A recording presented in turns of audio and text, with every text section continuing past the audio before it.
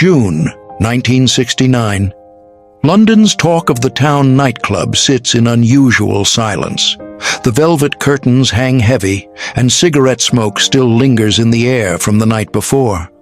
But what happened on that stage just 3 weeks before Judy Garland's death would remain one of Hollywood's most haunting secrets. I'm Margaret Sullivan, and I was the club's piano accompanist that night.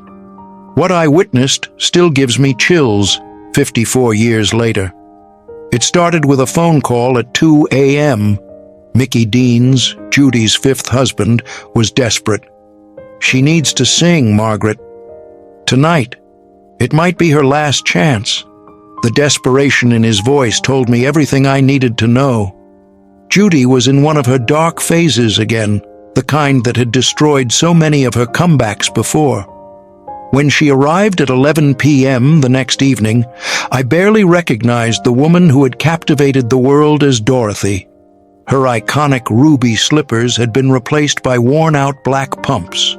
Her hands shook as she gripped the microphone stand, and those famous eyes, once sparkling with the magic of Oz, now held a haunting emptiness.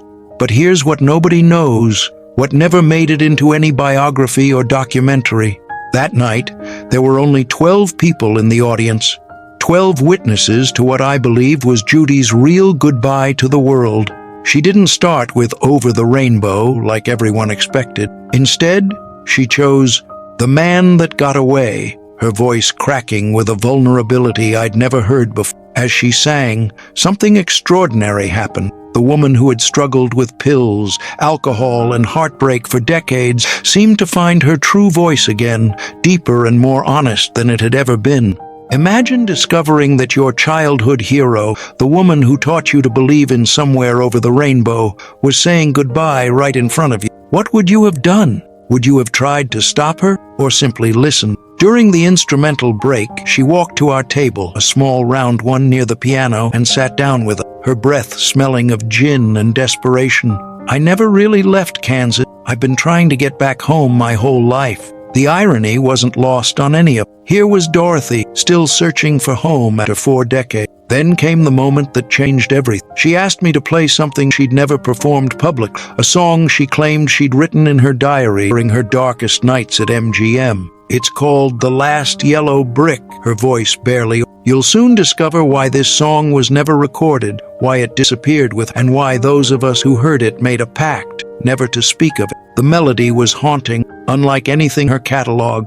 As she sang about a little girl who followed a yellow brick road that led nowhere but back to her own shadow, the room fell into a silence so could hear hearts. The lyrics spoke of dreams sold to studios, of innocence auctioned off for spotlights, of a rainbow that was nothing but painted backdrop. Stay with me, because what happened next reveals the real reason Judy Garland died. As she reached the final, something shifted. The fragile woman who had walked in transformed in powerhouse we all remember. Her voice soared with a strength. She sang about finally being able to rest, about no longer needing to perform for anyone. Was the last line. "The yellow brick road ends where it began." Little girl's heart that learned too late that home was never a feeling she gave away. Applause. The room erupted. Not polite applause, not the manufactured emotion of a typical nightclub audience, but genuine soul weeping. Even the bartender, a gruff Londoner who claimed seen everything, was open. Here's the detail that makes this story feel like recovered memory rather than.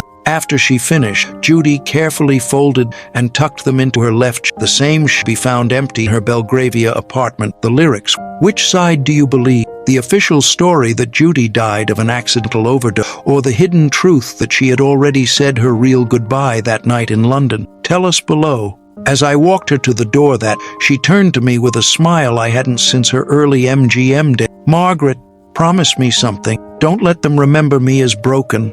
I wasn't broken tonight, was I? I assured her it was magnificent, and she squeezed my hand with surprising strength. The next morning, the newspapers reported that Judy Garland had been seen stumbling out of a London nightclub. Just another sad chapter in her public. They had no idea they were reporting on a resurrection, not a fall. The scent of her perfume, white shoulders, lingered in the club for days afterward. Every time someone opened the piano bench where I kept my sheet music, that same delicate fragrance would drift out, as if she had left a piece of her soul there with us.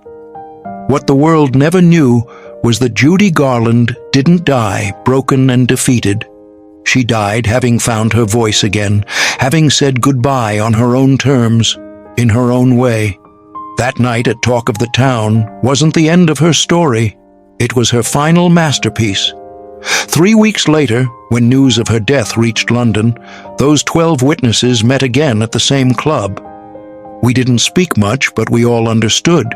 We had been present for something sacred, something that belonged to Judy and to us, but not to the world that had taken so much from her already. Here is the song that Judy loved the most. Over the Rainbow. See you in the next video.